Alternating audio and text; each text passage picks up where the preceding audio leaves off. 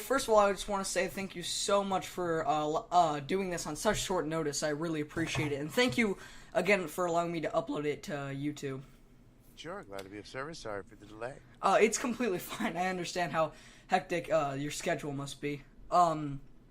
Anyway, so I have about about 30 short questions that I'd like to ask, if that's okay. Sure. Alright, so let's just get right into it. Thank you so much for doing this. Let's get started. Alright, so the first question, what was your reaction to being asked to voice in the games? Because I know you'd already been, voice acting in Sonic X, so I was wondering, like, what was your initial reaction to being asked to voice Eggman in the games? Yay, another recording session, more work, yay. Yeah, I guess that would be a valid reaction. Sure. Is there any one specific person that you think helped you to get where you are now? Well, let's see, probably my first grade teacher who helped me learn to read, because basically my skill set involves reading aloud. Yeah, So, I guess you're right about that. Yeah, if it wasn't for reading, then there'd be nothing. So thank you, first grade teacher. Exactly right. Mrs. Gladstone, ladies and gentlemen. Oh, wow. Yeah, you still remember that? Oh, sure. Yeah, I actually, sorry about that. I feel like a lot of teachers become sort of ingrained in our memories. Mm-hmm. Yeah. So, were you a fan of Sonic before being asked to voice Eggman on 4Kids? Not at all. I was an actor, so there were no requirements to be a fan of cartoons or video games. The requirements were being able to bring life to the script, which that's what they hired me for. So you just kind of like gave him a voice that like you thought would fit the words that were on the script? They gave me clips of Dean Bristow to match from the games, and Oh, I okay. matched them and did a Dean Bristow impression until we determined that we needed a little more highs and lows in pitch for to play the comedy. And Oh, well, might I say you did a very fine job. thank you. Yeah. What was it like working on Sonic X, and are there any distinct memories you have of working on it? Most of the time I was working with the director and the engineer, since we all recorded separately. The engineer is now known to millions of fans of the TV show Girls, I guess, as TV's Andrew Reynolds. And he Oh, was just a lot of fun to work with. oh, So a lot of laughs behind the scenes. But mostly it was a lot of reading a script and trying to match the flap so that the engineer didn't have to do a lot of squeezing and stretching to make it all fit right. oh, well, yeah, like I said earlier, you did a great job, so thank you. My friends are kind of like, they're not too big on 4Kids, but they always liked Sonic X, so you did a good job on that. That's nice. What are your thoughts generally on Sonic Boom and like it as not just as like a like more of as a series? It's one of the most fun gigs I've ever worked on. We get to record ensemble style, if not in the same space, at least in the same time. So I get to really react, which is the essence of acting is reacting. So I get to react with my coworkers in real time for the most part, and it's just great fun. A lot of laughs, a lot of chance to experiment and play and try out stuff and see what works and see what doesn't. Well, I guess that answers my next question, which was what was it like working on Sonic Boom? So I'll just move on. If there was any other job you could do, what would it be? I still dabble in comedy writing, which I have done professionally for various radio stations and radio syndication companies. I wrote comedy and song parodies, so if that's always a good fallback career, Oh, I suppose. oh, song parodies. That's interesting. Sure. Mm-hmm. All right. So here's more of a general question. What are your thoughts on crowdfunded games like things that have been getting kind of a lot of attention, or Ukulele and Mighty Number 9, things like that? Well, in this new economy, and the internet has certainly changed many things, including parts of the economy, but it's a fascinating new frontier as far as getting something off the ground and up and running, to lump a lot of cliches into a sentence. It's a fascinating way to raise money, and if you can do it successfully, congratulations and more power to you. Yeah, it's like I'm a very big fan of. Have you heard of Shovel Knight? Not in in great detail because I'm not a gamer. Oh yeah. That was crowdfunded, so I'm a big fan of that general thing. I'm really looking forward to ukulele. Well, I'm wearing my new Kickstarter funded Pebble Time watch, so I guess that works. Oh, okay. Well, that's interesting. Thank you. I'll skip this part because you said a moment ago you aren't really a gamer, so I'll just ask the question. But have you ever played any of the games you voiced in? If so, which was your favorite? The closest I've gotten to was when they were displaying one of the Mario and Sonic at the Olympic games on one of the then new console systems, and it was in the middle of a hallway at the mall, and they had the Olympics game on, and I said, "Oh, hey, I'm in that. Play as me." Oh And yeah, I said, play as me, but the guy doing the demo was oh, all right, like one of those like TVs they have set up. right. Yeah. They had a whole big display with logos. It's very impressive. Yeah, No yeah. interest in playing it, but lots of interest in watching, so I did. Yeah, well, so I guess that answers that question. Have there? Sorry, I skipped a few questions. Is there anyone in the industry who you think deserves more credit? And what I mean by that, in the industry, I mean like the voice acting industry, that kind of thing. There are tons of people when I go out on commercial auditions. There are tons of extremely talented actors who, because they are not in a reasonably popular TV or video game series, you have no idea who they are, and they were equally as talented, if not more talented, than myself and the people that I work with. But they are the working actors that keep the industry alive, and just because people that do the voiceovers in commercials tend not to have fans or great recognition, but the people that share sign-in sheets with me at every audition, the otherwise nameless and faceless, but definitely not voiceless actors. Yeah, I know what you mean. A lot of, I mean, this is kind of weird to say, but I've always enjoyed hearing, like, the really calming voices they choose for, like, commercials, because, I mean, that's part of, like, you deciding to buy the product in the first place. Oh, sure. Yeah.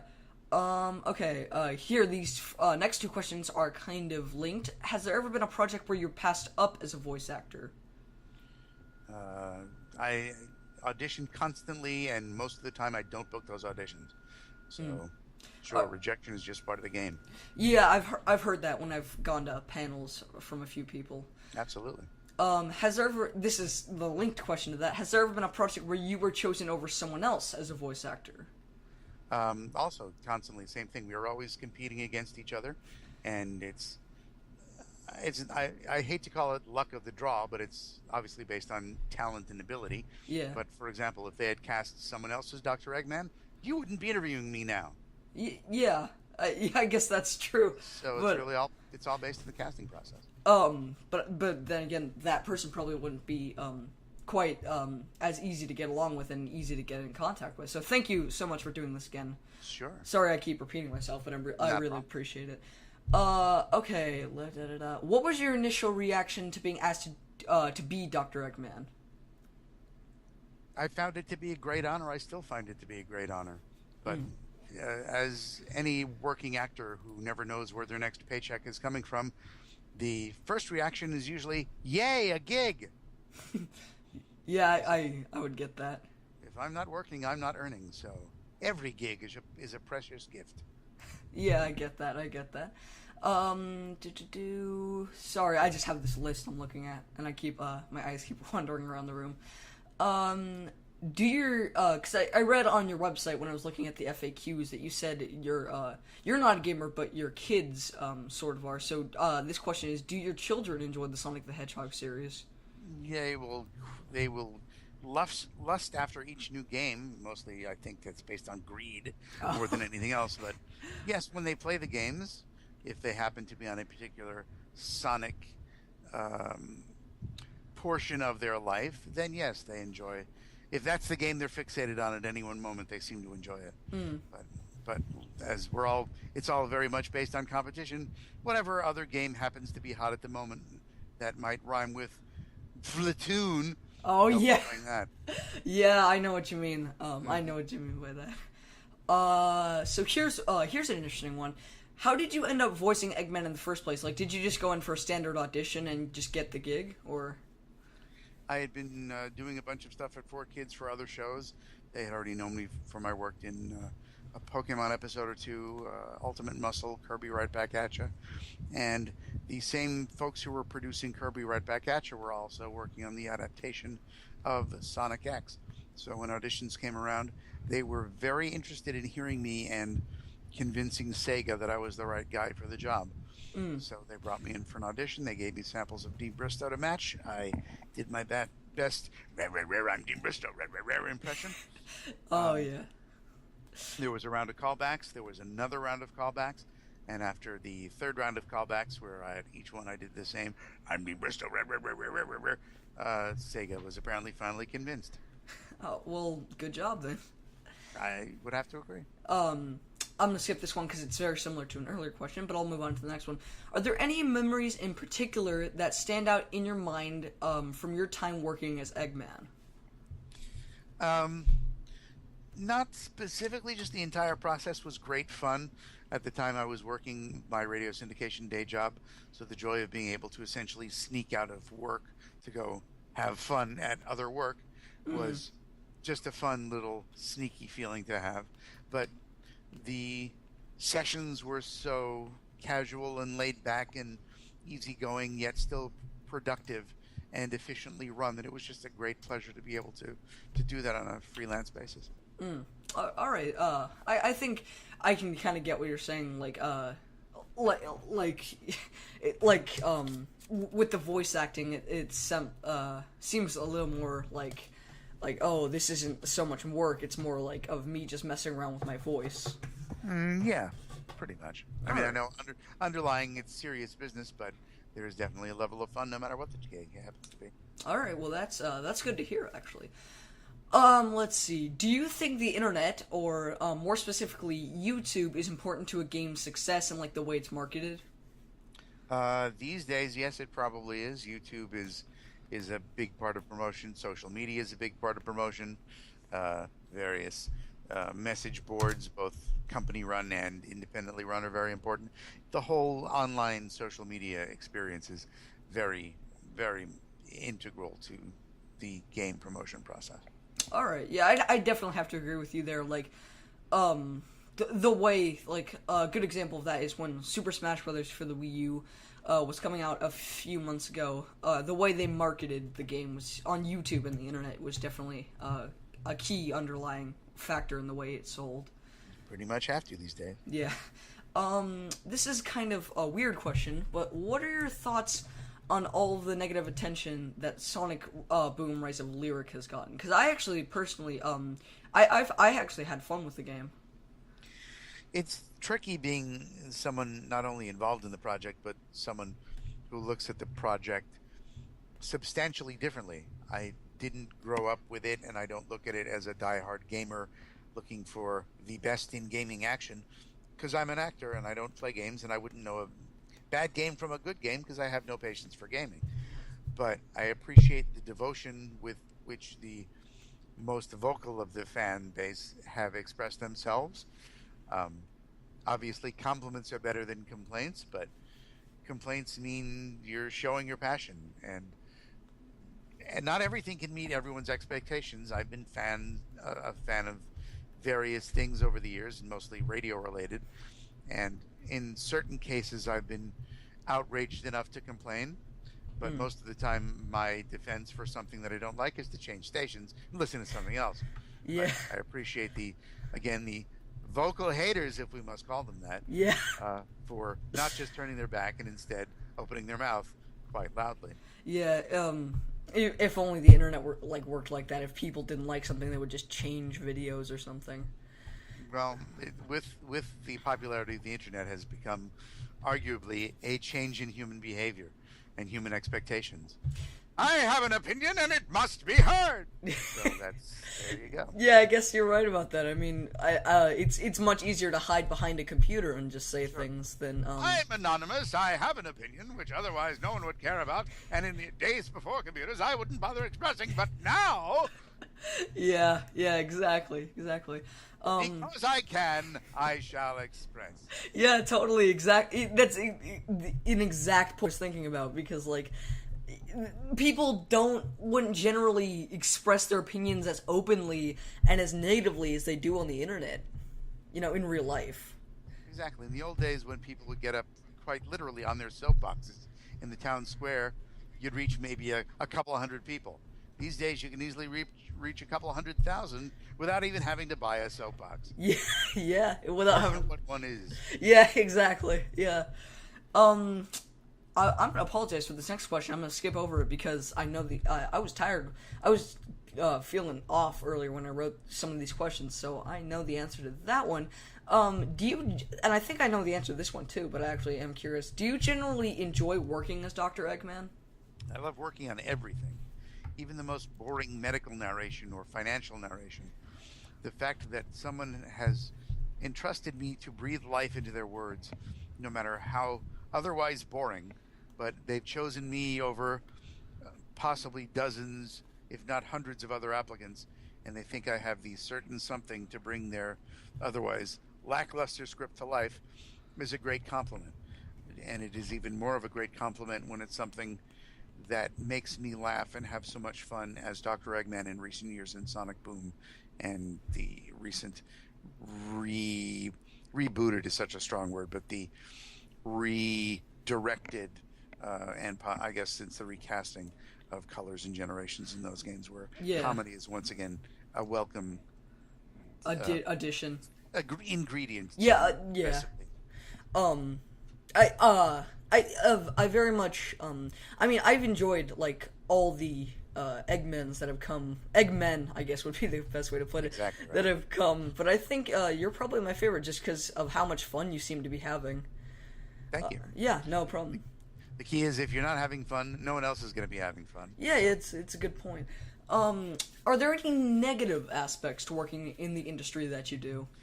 The challenge of constantly searching for work and generally not getting the work that you're constantly searching for. So the work is never a problem. It's the looking for work and the time in between gigs. Just this week, I had work Monday. I had an audition on Monday. I had paying gigs on Tuesday, and then Wednesday, Thursday, and as far as I know, Friday. This being Thursday night. I've got nothing. So that's perfectly normal, perfectly acceptable, and I expect there'll be stuff happening in the coming weeks. But if I'm just looking at the present, I got nothing. Oh, yeah, I get what you mean. I get what you mean. And I know I completely understand if you can't really talk about this one, but yeah, here it is. I completely understand if you can't like express any details of this, but I've heard talk that there's a Sonic the Hedgehog movie in development. Is there any chance you'll be reprising your role as Eggman? It's a great question, and it's one of those unanswerable questions because I can't discuss stuff that's not been released and happening in the future. But at this point, I don't know a whole lot about it myself. All right, well, that's completely understandable. Thank you. I wish I had more that I couldn't tell you. That's fine. a great way of putting it. It's fine. Don't worry. I know how the whole thing works. Speaking of movies, have you ever wanted to work in the film industry as more of an actor rather than a voice actor? I've done stage work. I've dabbled in one or two on-camera things. Oh, It's the time commitment. I'd rather squeeze in 3 or 4 gigs in a day, or be able to do an entire gig in the space of 15 or 20 minutes than spend 8, 10, 12 hours on set in makeup, in wardrobe, sitting around waiting for lighting to be set up and shots to be set up and working for 2 minutes and then going back to waiting around. I enjoy the efficiency that voiceover brings. yeah. I think I understand what you're saying because when you're a voice actor, I'm not saying it's easier because I've interviewed a few other people just like for school projects and stuff, where they've told me that in voice acting that can be almost as tiring as acting. However, you can get it done with a greater efficiency than acting allows. Absolutely. It depends on how violent a particular scene is. For example, if I'm doing a shoot 'em up video game and I'm playing a soldier and I'm dying several times over, depending on the scenario.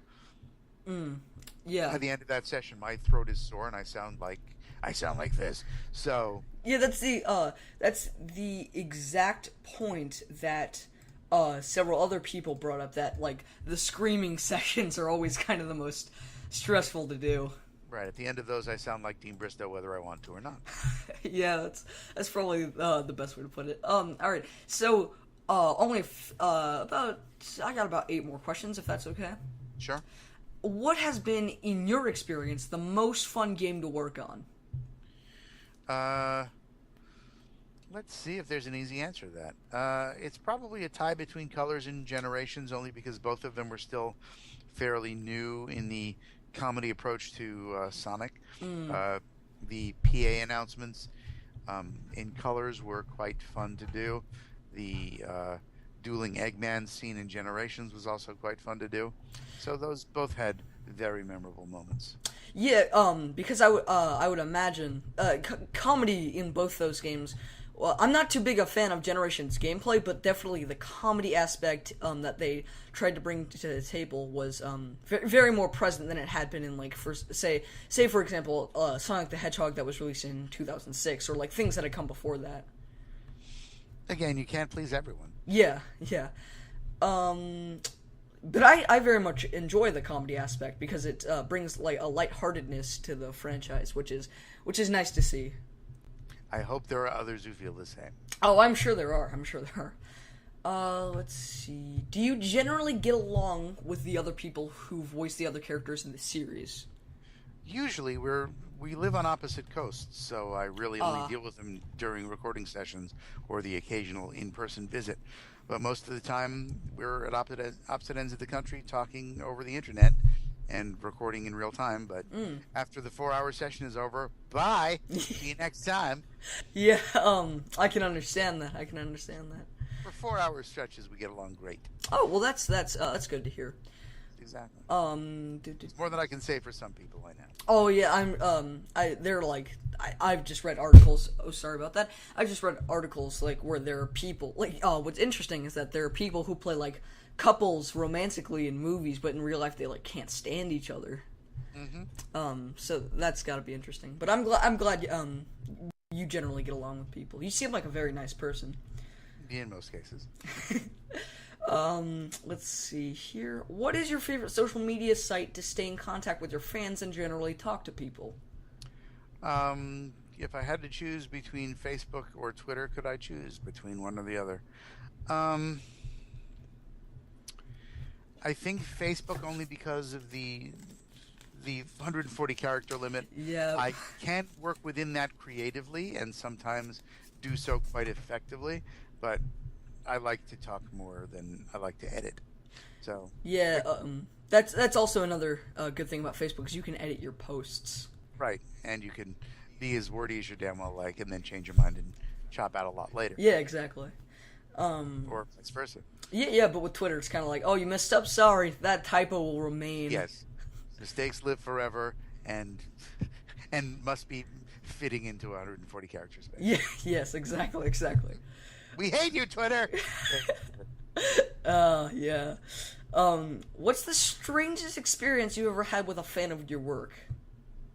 The strangest experience was when a female fan, who it turns out really wanted to meet with Dan Green, but Dan Green is incredibly hard to deal with. I'm in most cases, I'm happy to meet up with someone in a public place like a Starbucks. So I said, you know what? I'll be between gigs and I'll be working in Starbucks on my laptop. Come and watch me work in my laptop, and I'll buy you a cup of coffee, which I did. Oh. We had a pleasant visit. It was fine. Oh, that's nice of you. It was nice until she followed me up to 4 Kids, where my next session happened to be. Oh. And I showed her where the lobby was, and I said, well, I'm going up in the elevator now, and you're not, because I'm working and you're not. So I went up in the elevator. And as I found out when I left the session that day and was called into the operations manager's office, she had apparently followed up in a later elevator and demanded a tour. Oh, well. And I was reminded quite bluntly, don't do that. This is an office. We don't give tours. And I said, well, I really had no idea she was going to follow me up in the elevator. She wasn't supposed to do that. Well, what a charming person. Yeah, so that didn't end well. Only a few questions left. Who would you say is your favorite person to work with of all the people you've met over the years? I love working with everyone, and it seems like a lame blah blah blah response, but eh, when I the the opportunity to actually work with someone and watch someone else work, since most of the stuff I'm doing is usually recorded alone, the chances of working with someone else are really very rare. Mm. So when I get to work with someone else, even if I'm not interacting with them in real time, if I'm just sitting in the other room watching them work, it's just fascinating to say, "Oh, you did that. I would have done that differently. Oh, that's where you keep your drink is over on that side. I put my drink on the other side." That's fascinating. All So right. it's fun to watch someone do what they do well. Oh, okay. Yeah, I can understand that. All right, three left. What inspired you to get into this line of work in the first place? As a kid, I loved radio. Still love radio, even though radio has changed in Oh yeah. drastic ways since I was a kid. But I listened to a guy on the radio named Gene Clavin, Mm. who was a man of many voices, and would often do characters with himself in real time, changing his voice instantly, Wow. sometimes changing between several characters simultaneously. I really enjoyed that. Uh, I'm not old enough to have lived through the golden age of old time radio myself, but there were enough uh, old school cassette tapes of old time radio shows floating around that I got enough of those and listened to those and said, "Oh, that's like a cartoon without the pictures." Because a lot of the people who worked in radio, Hmm. old time radio, ended up graduating to cartoon work, Mm. and always loved the ability to just act with your voice and not have to worry about. Well, the main thing is not remembering lines, which is a tremendous convenience, but Hmm. not having to worry about where you are in the stage, what you're wearing, what your makeup's like, just to be able to go and do voices. So I started doing that on the radio and realized that what I really loved about radio was the wacky voices in commercials that I'd be recording after my DJ shifts. And when radio decided it had had enough of me, I was able to parlay the demo reel of character voices that I had into some more work.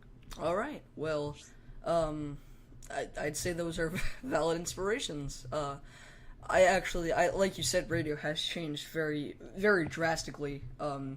But I still, what I like to do is, whenever I'm writing things, like for school or whatever, I'll often just put on the radio and just listen to music while I'm writing things. Sure. Yeah. Let's see, two more. How do you make your character come to life as well as you do?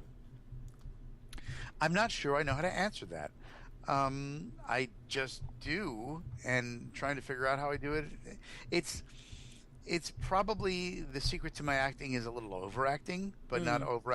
overacting in an obnoxious way. Uh, Just enough to know that it's going to be animated by the time it reaches the screen. If I'm not dubbing something where there's already animation in front of me, if I'm just imagining what's going to be happening in my head because it hasn't been animated, I play it a little bit larger than life because it's going to be a little more interesting to watch and to listen to, I mhm. think.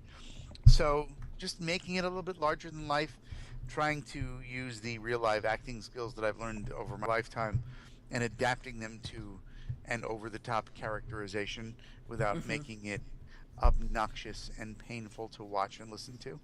Yeah, And definitely. just treading the fine line of making it interesting but not too interesting.